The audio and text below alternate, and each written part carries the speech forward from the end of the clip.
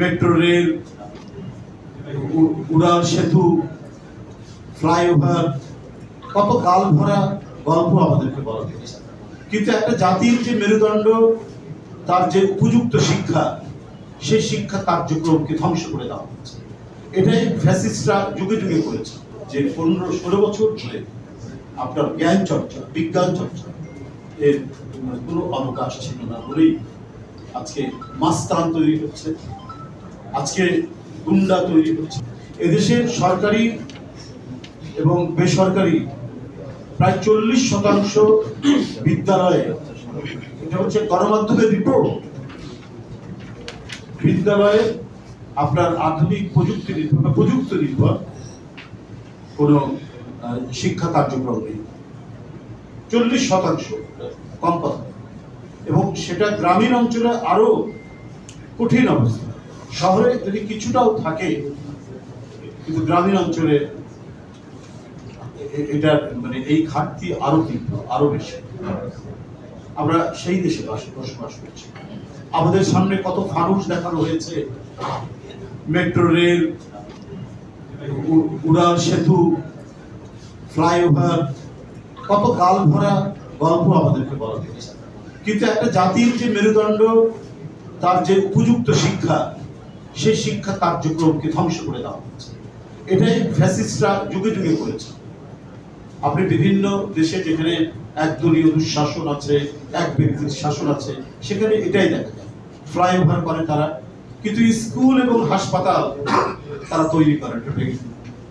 আজকে আপনি গ্রামগঞ্জে যাবেন, আপনি বিভিন্ন ইয়েতে যাবেন, জেলা শহরগুলোতে যাবেন, দেখবেন প্রাইমারি স্কুলের হাল এতই মানে খারাপ অবস্থা। আমি নিজের চোখে দেখেছি।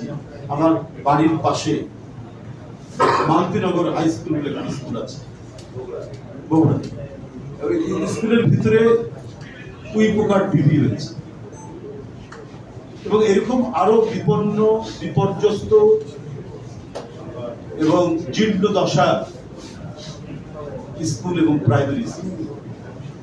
সুতরাং যে দেশে স্কুলের অবকাঠামো এত নিম্নমানের, সে দেশে মানে ছেলেরা, শিক্ষার্থীরা, তারা তাদের মেধা চর্চার সুযোগ পাবে কেন?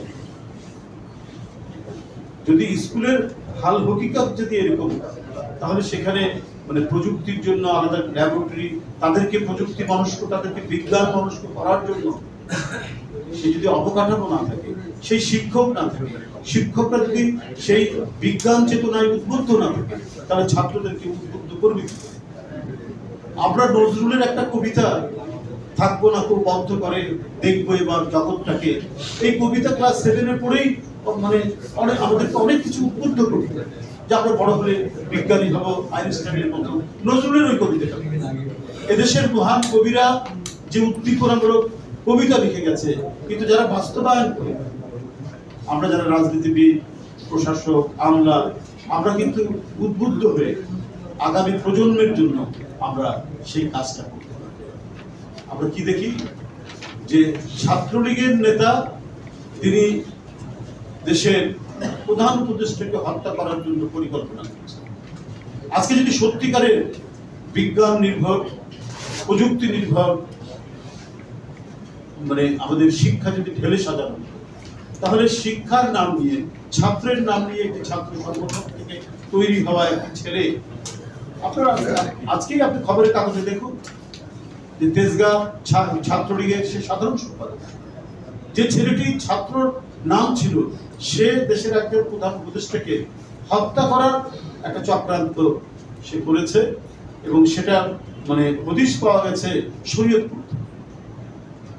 কারণটাই একটাই, যে 15-16 বছর ধরে আপনার জ্ঞান চর্চা, বিজ্ঞান চর্চা এর কোনো অবকাশ ছিল না বলেই আজকে মাস্তান তৈরি হচ্ছে, আজকে গুন্ডা তৈরি হচ্ছে।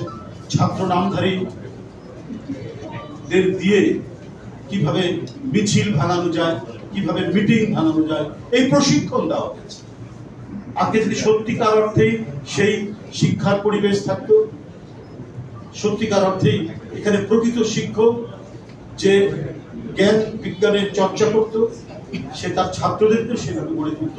এবং এই যে আজকে এখানে আমি এই ইউনিভার্সিটির ছেলেদের যে মননশীলতা এবং তাদের যে উদ্যম, তাদের যে এগিয়ে যাওয়া, তাদের যে আকাঙ্ক্ষা আমি আজকে দেখতে পেলাম, সেটা আরো সারা দেশ থেকে ছড়িয়ে। আমরা দেখছি